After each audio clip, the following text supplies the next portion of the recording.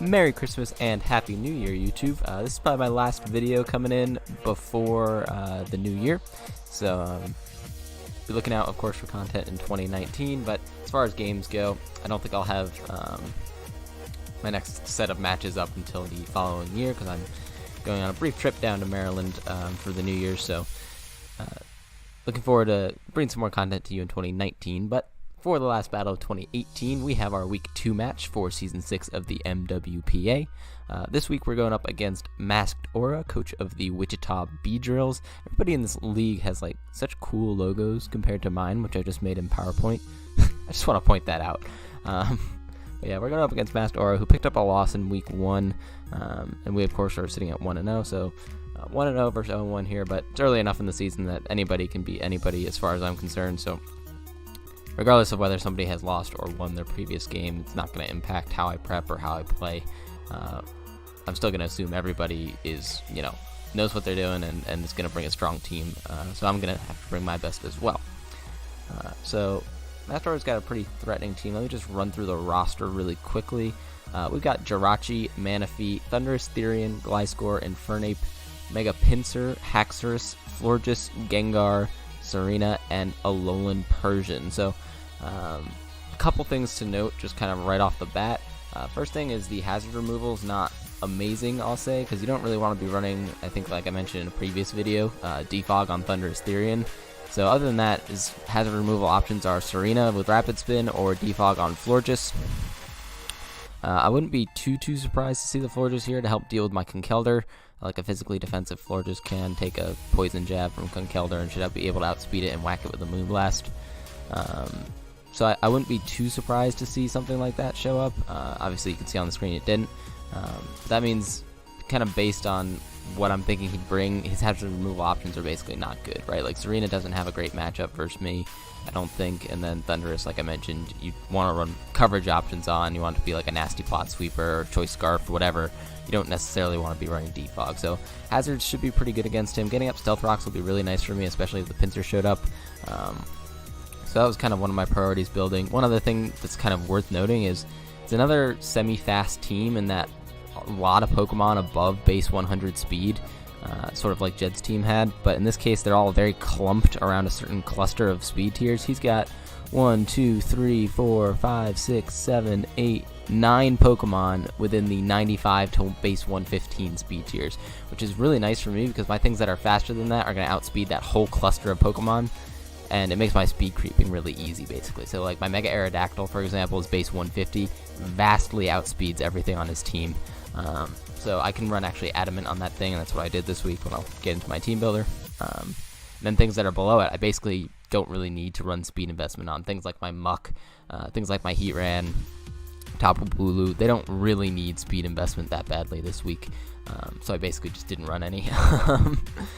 So that was kind of a nice thing for me. That's why it's kind of important to really spread out your speed tiers, I think, in draft, is because it makes my prepping job much easier if I can run like max bulk on something without having to worry about speed creeping anything, or if I can run like the minimum amount of speed I need to outrun your next closest threat and then get a lot of damage investment out of it or get a lot of HP investment out of it.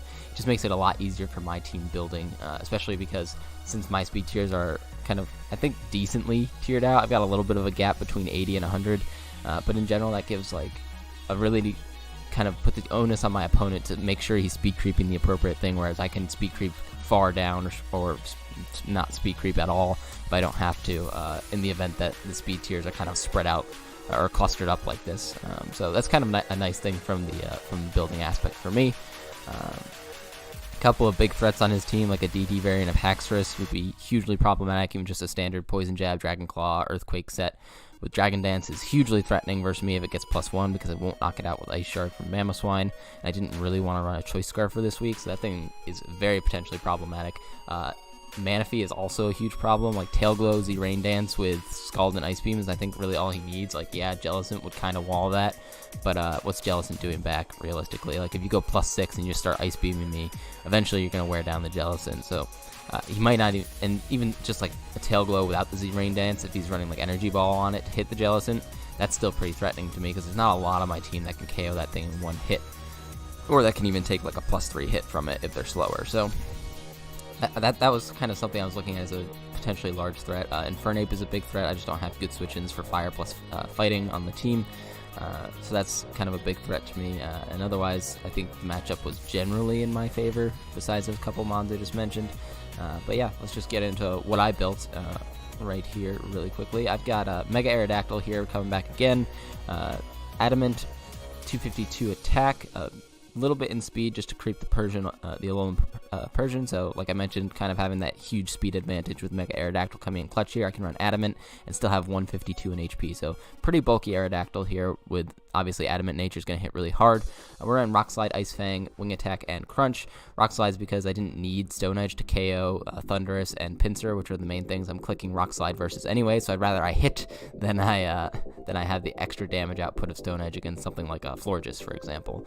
And then Ice Fang's there for the Gliscor specifically. If he's not running like Max Fizdef Gliscor, if he's running like a more Spadef variant to help handle my Raikou, that thing's going to get whacked by Ice Fang. Like it potentially would be a roll to knock it out, depending on his investment. Wing Attack is just kind of good neutral stat for the rest of his team. It hits things like Serena and the Infernape particularly hard, and I don't have to worry about Tapu Bulu's grassy terrain weakening an Earthquake, for example, versus Infernape. So Wing Attack is nice there, and then Crunch is the last move, specifically to hit like the Jirachi and the Gengar. I should be able to 2-hit KO most variants of Jirachi with Crunch. Unless he's running like absolute max Fizdef or Culprit Berry or something like that. And again, I'm not worrying about the weakening to an Earthquake, for example, when hitting those things, because I can just click Crunch, which does more damage anyways because of the Tough Claws boost. Yeah, so pretty standard Mega Aerodactyl set. He's going to have to bring a Choice Scarf Mon to deal with this, otherwise it basically just 6-0s his team with Rocks Up. That's about the long and short of it. Is Aerodactyl can pretty much just click buttons in this game, unless he brings some kind of speed control option. Next up, we got Richard Parker the Raikou coming to its first game. We got Life Orb, Inner Focus Raikou with Thunderbolt, HP Ice, Shadow Ball, and Calm Mind. There's no reason, in my opinion, to ever not run Shiny Raikou, so you can at least have the mix-up of does he have Aura Sphere, is he Rash Nature, does he have Extreme Speed if you're really wild. So that's the event Raikou, right, is the shiny one. Obviously, in this case, I have Inner Focus, but if he's not paying attention when it comes in or something, he might not notice that I'm not Pressure. He might try to like flinch me down with Scarf Jirachi or something like that. I really didn't feel like Pressure made a whole lot of sense, especially because this set's going to be kind of weakening itself over the course of the match. It's not kind of something that's designed to sit on the field and waste a bunch of PP anyways. It's just here to basically claim lives with Calm Mind, Bolt Beam coverage, basically. In this case, obviously, it doesn't get Ice Beam, it gets HP Ice, but even a Max Spadef Gliscor may not be able to handle a Life Orb HP Ice from this Raikou, I think. Alright, I think it might eat one, but at +1, it certainly will not. And he really doesn't have great switch-ins to Raikou. Raikou can potentially force some switches on things like Manaphy, things like Jirachi, things like Infernape that's not Choice Scarf. All those things are potentially threatened by this Raikou, especially if Infernape's just hit something with a close combat and its defenses are lowered. So I can get up a pretty free Calm Mind and just start blowing through his team. His likely switch-ins seem to be the Gliscor, Florges, or Thundurus, all of which do not appreciate me being Calm Mind. So if I Calm Mind up as he goes Thundurus or something like that, I can just 2-hit KO that thing with HP Ice and not care. If I Calm Mind up as he goes Gliscor, he's dead to HP Ice. If I Calm Mind up as he goes Florges, I should be able to 2-hit KO that thing with Thunderbolt, or just potentially go, I think I have to go +2 actually to 2-hit KO that thing with Thunderbolt, guaranteed, assuming he's running some Spadef investment. So that's kind of the idea from the Raikou here, is basically just to Calm Mind up, potentially early game, and start breaking through his team. There's really no reason to save this for the late game if I can get it in early. So if I see an opportunity, I'm going to go for it and get this Raikou in early and start breaking things. I did run max speed, max special attack here, just a speed tie with a potential Alolan Persian showing up. The other nice thing about if he does bring the Alolan Persian is like he can't just parting shot out on me and reduce my damage output so that he can get his Gliscor in or something like that, because I can't just Calm Mind on that thing if I really want to. He might potentially knock off my Life Orb, which would be a little unfortunate, but otherwise that thing doesn't do too much back to me that I'm concerned about. So that's kind of the idea from Raikou there. Next up here, we had kind of what I thought was an essential bring this week in Alolan Muck. Alolan Muck has a really good matchup here. We're running Adamant, max attack, max HP. Like I mentioned, I didn't really have anything to speed creep here. I could have run, I guess, a little bit more Spadef investment, but I kind of like the damage output for things like the Thundurus and the Infernape, which shouldn't be able to knock me out from full in general. Of course, assuming that they're unboosted, not like Sword Stance or Nasty Plot or whatever. So we got Figgy Berry Alone Muck here with Gluttony, Pursuit, Knockoff, Poison Jab, and Recycle. If he's like Scarf Thunderous or Scarf Infernape or whatever, I can just Recycle versus those things, and as they hit me, I'm going to get my berry back, for example. So that's really nice from the Alone Muck. I can come in on things like Florges throughout the course of the match. I can come in on Gengar for pretty much free. Even if he's running like Trick, I'll just Pursuit that thing, because that way I'm at least trading getting the Scarf onto my Muck for the Gengar. Like, the whole purpose of the Muck is to remove the Gengar from being a threat. If he switches out on a Pursuit, he should die, unless he's running like Cobra Berry to get out of that situation. So Muck really nice here to trap that thing. Knockoff is just kind of nice to click versus team. I can also actually potentially Pursuit a Jirachi that might not want to stay in on me. I can take a few Pursuit tries at that thing, even if he tries to flinch me down with Iron Head from like full health. If I have my berry intact, he's going to take a lot of Iron Heads to actually flinch me down. So eventually I think he'd consider U-turning out or switching out or something, and I can get a massive chunk of damage off with my Pursuit, which would be really nice for things like my Aerodactyl and my Tapu Bulu, which you can see I've got coming up here in a second. So I think Alone Muck is just really nice in this game. It's tough for him to force this thing to switch out, basically, was the idea. And of course, Poison Jab just hits like the Florges specifically very hard, as well as the Serena, if you decide to bring that. Next up here, we got Vulcan the Heatran. We're running Choppleberry Heatran with Stealth Rock, Roar, Lava Plume, and Earth Power. So like I mentioned, going through his team, Infernape is a huge threat. I don't know if he'd be carrying Earthquake this week, because I anticipate him to either be like a Life Orb variant or a Choice Band variant, right? So, Choice Band or Choice Scarf variant. So, in those instances, I think he runs U-turn, Dual Stab, right? And what's his last move? Is it going to be Mach Punch? Is it going to be Swords Dance? Could be Earthquake. I'm not really sure what he would bring, but Earthquake was really not something I was anticipating on the Infernape, just because but Earthquake really only hits the Heatran that much harder, because Close Combat will do almost the same damage to Raikou or Muck. So I figured he'd bring Close Combat over Earthquake, or not Close Combat and Earthquake, essentially, was kind of my thinking. I thought he would bring like Mach Punch or something to help deal with the Aerodactyl. If he's Choice Scarf, maybe he'd bring Stone Edge to hit the Aerodactyl with, to do a little bit more damage. So I didn't think he would bring Earthquake on it, which meant if he Choppleberry Close Combats me, even if he's Choice Band or even Z Infernape, I should live a hit and be able to Earth Power that thing. If he goes for Close Combat and his defenses are dropped, he should drop to an Earth Power from my Heatran. And even if he goes for like a Z move, at least I burn that thing Z move 1, and 2, put it in range of like pretty much everything of my team after hitting him with an Earth Power. Even if his defenses aren't dropped, Earth Power's min roll is something like 71% on no bulk Infernape, so I should be able to hit that thing pretty hard with an Earth Power if he decides to stay in close combat me at some point during the game. Stealth Rocks are just, like I mentioned, looking at the team builder, really nice for chipping down things like the Thundurus, things like Pinsir, even things like Infernape, Haxorus. All that chip damage is really nice. There's not a whole lot on his team, bar Jirachi, that actually resists Rocks damage. So it's actually really nice for me to get Stealth Rocks up over the course of the match.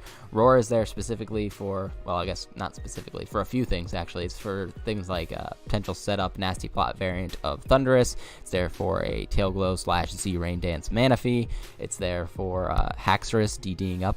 So basically in all these instances where if something were to set up, it might sweep me from that point. If I have to, I'm going to stay in and click Roar. So like, say I haven't been able to get any damage off on the Haxorus and he looks like he's about to go +1 in front of me. Maybe he's like Lumberry Haxorus or something, so he's not worried about getting burned. I can just roar that thing out and deal with it later. As soon as I get that thing below about 60-70%, I think is the roll for Adamant Life Orb Mammo in the back on Ice Shard. As soon as I get that thing in range, I wouldn't care anymore. I could potentially save this, but if there's ever a situation where like, damn, if he gets set up right here, I'm going to lose, I'm going to click Roar and get that thing out of my face. I should be able to live like a Surf from Manaphy, for example. So if Manaphy's in and my Bulu's weakened or something like that, and I can't let him go for Tail Glow, I'm going to Roar that thing out just to make sure that I'm not getting set up swept here. Because that's really the biggest threat to my team. I think kind of straight up, my team has matchup, but if he's able to get something set up, that's going to be potentially very dangerous for my team. Next up here is Tapu Bulu. So Tapu Bulu didn't have a great matchup here, but I felt like it was my best answer to a Tail Glow variant, Tail Glow Rain Dance variant of Manaphy. So I can go Assault Vest Tapu Bulu here with Horn Leech, Nature's Madness, Mega Horn, and Rock Slide. Like I mentioned, really not carrying enough to speed creep anything. We got max HP, max attack, Adamant Nature. I should one-shot at most variants of Manaphy with a Horn Leech, or at the very least get a ton of my health back after he hits me. Even if +3 Ice Beam will not knock me out from about, I think the max roll is something like 92% on Tapu Bulu here, so it should not knock me out even after rocks damage, because I'll get some grassy terrain recovery. So I should be able to, as long as I keep this thing healthy, it's a reliable check to Manaphy in the back. Nature's Madness is there specifically to predict things like Gliscor, like Pinsir, like Jirachi trying to switch in on me. I can get 50% off on those things, which is really nice to weaken those things for the rest of my team in the back. Mega Horn is there specifically to hit things like Serena, like the Alolan Persian, I think mostly. And then Rock Slide is there just to hit the Pinsir if I can't let it SD in my face or something like that. I didn't really bring anything to hit Gengar on it. Nature's Madness kind of helps with that, but like I've got Muck, so I would go hard Muck if the Gengar comes in on my Tapu Bulu, no question. Because Gengar really should not be able to do anything to me. I should be able to live Focus Blast into Z Focus Blast. If he Z Focus Blasts first, I get my berry, so I'm definitely out of range. If he Specs Focus Blast, I should get my berry first and be out of range. That was actually one of the reasons for not running a little bit more Spadef on the Muck, is that if he Focus Blasted me, and I had more Spadef investment, if he's like Choice Specs, I might actually not get my berry, and then I'm being in range of like a crit, or if he Spadef dropped me or something like that, it'd be potentially problematic. So I felt like that's kind of what made the most sense on the Alolan Muck, is just to go max attack with it, max HP. The grassy terrain's really nice for the rest of my team. You see I have 3 Earthquake weak Pokemon, and he's got a few Pokemon like a Pinsir, like Haxorus, like Infernape, that could all run Earthquake very viably, and of course the Gliscor as well. So if I can get grassy terrain up, that's going to be really nice to support all those mons, and they all appreciate the leftovers type recovery from the grassy terrain as well, especially the Heatran, which is not running leftovers itself. If I do have to take a close combat early in the game to remove the Infernape, it would be nice to get some grassy terrain recovery over the course of the match to help it get back to a reasonable amount of health that it can still live a hit. So that was kind of the idea behind the Tapu Bulu there, even though I think offensively it doesn't have a very good matchup team support-wise, and specifically stopping the Manaphy-wise, I think it was kind of a necessary bring, in my opinion. Last up here, we've got Mamoswine. So last week I ran Jolly Mamoswine. This is Adamant Life Orb Mamoswine. I think I'm creeping neutral-natured max speed Serena on this. Like if he ran Adamant Serena, I should be able to outrun that with my Mamoswine. Adamant max attack, Life Orb, Thick Fat, Ice Shard, Earthquake, Icicle Crash, and Knockoff. Obviously the Infernape is going to threaten me out with close combat. There's not a whole lot I'm going to be able to do about that. It's going to be kind of difficult pivoting around that thing this game. But I think Mamoswine was just kind of a must-bring here. The Ice Shard, like I mentioned, is a great revenge killer for Haxorus, so I should be able to do... I think the min roll is something like 70% on Haxorus with Adamant Life Orb Ice Shard, assuming he's no bulk. Icicle Crash is really nice to threaten out the Gliscor. He doesn't really have great switch-ins to Mamoswine, which, to be fair, is a very tough Pokemon to switch into, especially if I'm running Adamant Life Orb. Like, his best switch-in is probably Jirachi, but I do have Knockoff if I predict him to go into Jirachi. That should be able to whack that thing. I don't know if it OHKOs it from full, but Earthquake certainly should. Obviously, the grassy terrain is something I'm going to have to manage a little bit if I do end up needing to click Earthquake with my Mamoswine. But otherwise, I don't think, for the most part, that it's going to be super essential that I do that. Earthquake's mostly there for things like Florges if I'm outside of grassy terrain. That way I don't have to click a move that misses, and it also is my kind of highest damage output move with Earthquake there. So I think, in general, I'd be clicking the ice moves or Knockoff, because Knockoff should knock out Gengar, it should knock out Jirachi anyways, or not quite knock out Jirachi, but whack the Jirachi really hard at the very least. So I think, in general, I won't be clicking Earthquake that much anyway, but it's there just in case I need it for specific mons. Persian would take more damage from the Earthquake as well.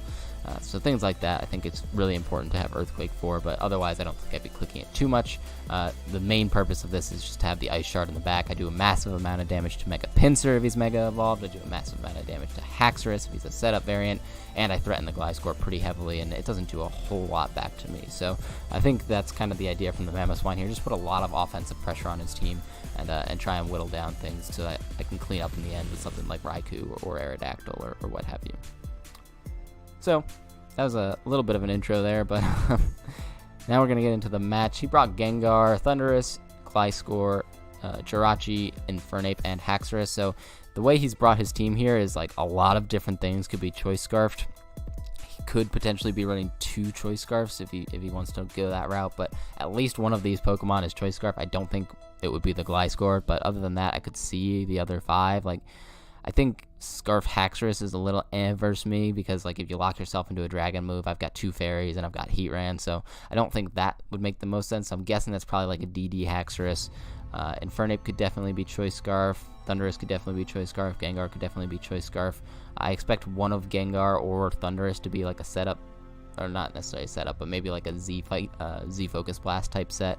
I think his most likely choice scarfer seems to be the Thundurus, just kind of looking at team matchup. Obviously, I already know which one was, but I think just kind of looking at team matchup in my head, the most likely choice scarfer seemed to be the Thundurus, because Jirachi, I think, would be more of a support type variant, and then Infernape, I think, would probably be running Mach Punch anyways, would be my guess, so I think you wouldn't want to run choice scarf on that necessarily, so it's really either the Gengar or the Thundurus that would make the most sense. I feel like Thundurus makes a little bit more sense because it's going to knock out Aerodactyl from full, whereas Gengar will not knock me out with a Thunderbolt, so that's kind of what I was thinking going into the match. I don't have a whole lot of reason, just looking at what he brought, to not lead with Heatran here.